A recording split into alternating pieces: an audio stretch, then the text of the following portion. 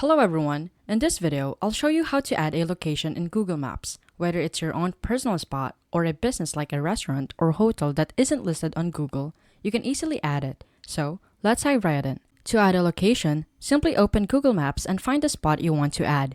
You can drop a pin by pressing and holding the location on the map. Once the pin is dropped, you'll see the option to Add Label. If it's your personal location, you can add your own label like this one. This label is only visible to you and won't be shared publicly. If it's a public spot like a restaurant or hotel that you want to add to Google Maps for everyone to see, drop the pin and tap on Add Missing Place at the bottom. Here, you can provide details about the business including the name, category, location, and additional information. And that's it. You learned how to add location on Google Maps, whether it's for personal use or to contribute to the community by adding public places. You can easily do it with these simple steps.